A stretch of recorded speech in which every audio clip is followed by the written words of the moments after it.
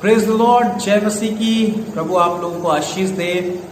आज हम प्रभु के वचन में फिर से चलेंगे और आज वचन से हम सीखेंगे मत्ती रचित सुसमाचार, उसका 4था अध्याय, उसके 1 पद से 11 पद तक हम देखेंगे, जहां पर यीशु मसीह की परीक्षा हुई शैतान के द्वारा। 2 बातें मैंने यहाँ पर नई सीखने को पाई हैं और वो मैं आपसे बांटना चाहता हूँ, और वो ये है, शैतान आपकी ज़रूरतों को और आपकी कमज़ोरियों को जानता है। मेरे प्रियो, यहाँ पर हम देखते हैं प्रभु यीशु मसीह ने उपवास और प्रार्थना में समय बिताया, और प्रभु यीशु मसीह 40 दिन 40 रात उपवास में था। और जब उसको भूख लगी तो परखने वाले ने पास में आकर क्या कहा, तू अगर परमेश्वर का पुत्र है तो इस पत्थर से कह दे, वो रोटियां बन जाएंगी। मेरे प्रियो, शैतान को पता है आपकी ज़रूरत क्या है, उसे पता है आपकी कमज़ोरियां क्या है, वो जानता है, उसे बाखूबी पता है। हम देखते हैं उदाहरण के तौर पर आदम और हवा। वो हवा के पास में गया और उसने कहा, देखो ये फल कितना अच्छा है, कितना मनभावना है, चाहने योग्य है, स्वाद बहुत अच्छा होगा इसका। अक्सर हम देखते हैं हमारे घरों में स्त्रियां खाना पकाती हैं, और आजकल कुछ नई नई डिशें पकाने का शौक है सबको, तो यूट्यूब पे देखती हैं। तो हो सकता है कि हवा भी ये सोच रही हो, अरे रोज रोज एक ही खाना खा के ऊब गए हैं, आज चलो कुछ नया ट्राई करते हैं। ये तो नई डिश बता रहा है, शैतान नई डिश बता रहा है, नई रेसिपी बता रहा है। मैं ये नहीं कह रहा हूँ कि नई रेसिपी और नई डिश नहीं बनाना चाहिए, मैं कुछ और बात कर रहा हूँ आपसे, उसको थोड़ा ध्यान दें आप। वो सोचने लगी, बात तो बिल्कुल अच्छी है, नया डिश, नया खाना, नई रेसिपी, और मेरे प्रियो बहुत ही चालाकी से वो शैतान उस हवा को फंसा देता है, और उसके साथ साथ आदम भी उसमें उस जाल में फंस जाता है। मेरे प्रियो, शैतान हमेशा जानता है आपकी ज़रूरतों को, आपकी नीड्स को जानता है, और वो आपके पास में आ जाता है जब वो देखता है कि आपको कौन सी कमजोरी है आपके जीवन में, किस चीज में आप कमजोर हैं। अगर अभी आपने प्रभु को विश्वास किया है और आपने कोई आदत को छोड़ा है, चाहे वो नशा करने की आदत हो, चाहे वो शराब या गुटखा खाने की आदत हो, सिगरेट पीने की आदत हो, व्यभिचार से अगर आप निकल कर आए हैं, किसी को धोखा देके आप ऐसी कौन सी ऐसी आदत जो आप निकल कर आए हैं, और वो आपके सामने आ जाएगा जब आपको जरूरत होगी। जब आपको जरूरत होगी, एक पत्नी की लड़ाई जब पति से हो जाती है और एक पति की लड़ाई जब पत्नी से हो जाती है, तो वहीं पर शैतान आपके सम्मुख आएगा, किसी दूसरी स्त्री के बारे में आपके ध्यान को आकर्षित करेगा, किसी दूसरे पुरुष के बारे में आपके ध्यान को आकर्षित करेगा, जैसा कि उसने हवा को आकर्षित किया उस फल की ओर, और आदम ने भी उसको खाया। और आप जानते हैं वे दोनों इतनी खूबसूरत आशीष से वंचित हो गए। क्या कुछ नहीं बनाया परमेश्वर ने, कितनी आशीष अदन की वाटिका में उनको दी, लेकिन एक बहकावे में, एक जरा सी बात को मान लेने में, एक फल खाने में वे गिर गए। मेरे प्रियो, आपको शैतान गलत काम करने के लिए हमेशा मजबूर करेगा। दूसरी बार फिर वो आया और वो कहने लगा प्रभु यीशु मसीह से, आइए देखें हम वचन की ओर। 5वें पद में, इब्लिस उसे पवित्र नगर में ले गया और मंदिर के गंगोरे पे खड़ा किया, और उसने कहा, यदि तू परमेश्वर का पुत्र है तो अपने आप को यहाँ से नीचे गिरा दे, क्योंकि लिखा है, स्वर्गदूत तुझे अपने हाथों हाथ ले लेंगे, तुझे इस पत्थर से ठेस न लगेगी। उसे सुसाइड करने के लिए मजबूर करने लगा, तो सुसाइड करने के लिए मजबूर करने लगा। जब आप जानते हैं यहूदा इस्करियोती जो यीशु मसीह का चेला था, यीशु मसीह के साथ रहा, उसकी शिक्षाओं को उसने सुना, पर वो जो था उसे पैसों की लालच थी। शैतान को पता था उसकी जरूरत क्या है। 30 चांदी के सिक्कों के लिए उसने प्रभु परमेश्वर को बेच डाला, उसको पकड़वा दिया। क्योंकि आप जब यूहन्ना की सुसमाचार पढ़ेंगे और वहां पर आपको मिलेगा इस बात को 12वें अध्याय में कि यहूदा के बारे में, वो एक चोर था और ऑफरिंग चुराया करता था, उसको पैसों की लालच थी, शैतान को पता था उसकी कमजोरी क्या है, और वो 30 चांदी के सिक्के उसके सामने लेकर आया, और अंत आपको पता है यहूदा ने जाके आत्महत्या कर ली। वो 30 चांदी के सिक्के भी उस सिक्के काम ना आए।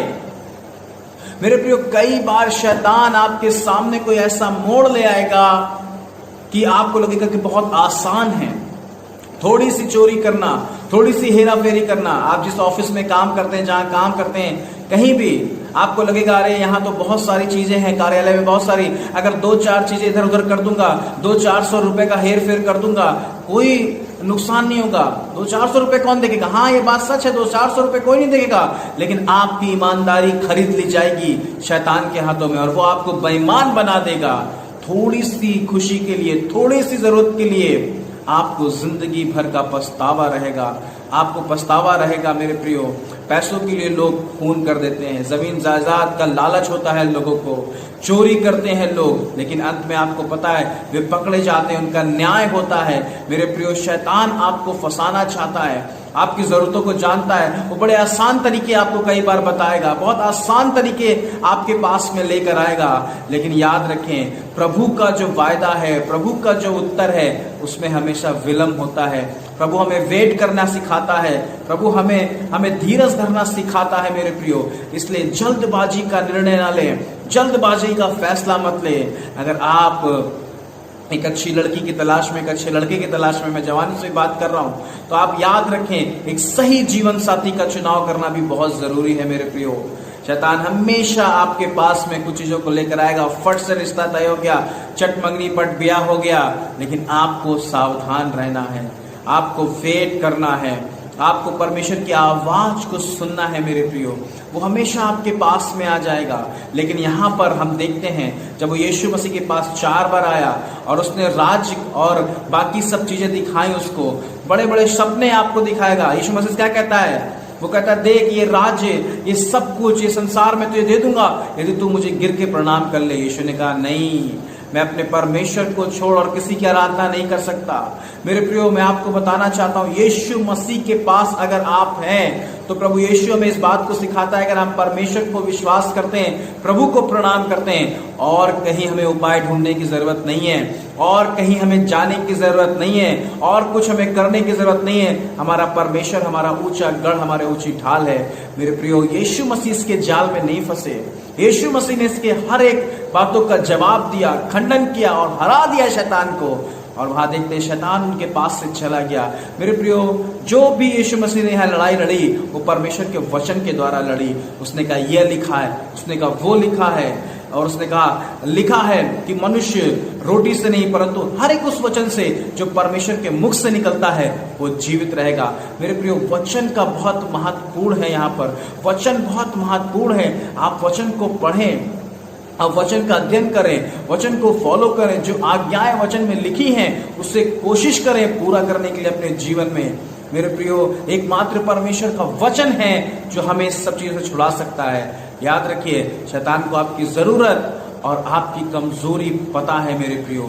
मैं आपको बताना चाहता हूं, वो आपको तरह तरह के गलत काम में लेकर जाएगा, 2 नंबर के काम में लेकर जाएगा, 10 रुपए की चीज 100 रुपए बेचने के लिए कहेगा।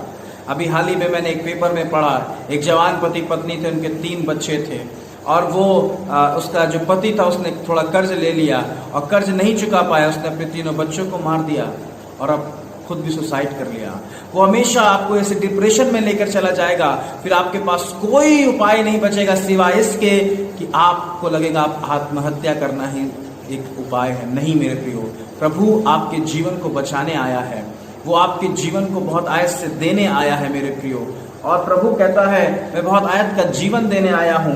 परमेश्वर आपको बहुत आयत का जीवन देना चाहता है मेरे प्रियो।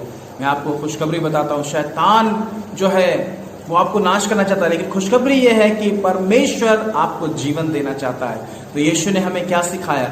यीशु ने हमें यह सिखाया कि हमें परमेश्वर के करीब जाना है, परमेश्वर के अधीन हो जाना है, परमेश्वर के निकट जाना है। और उसके निकट, उसके अधीन कैसे होंगे? जब हम उसके वचनों को पढ़ेंगे, उसके वचनों को जानेंगे। परमेश्वर ने अपने नाम से अधिक अपने वचन को महत्व दिया।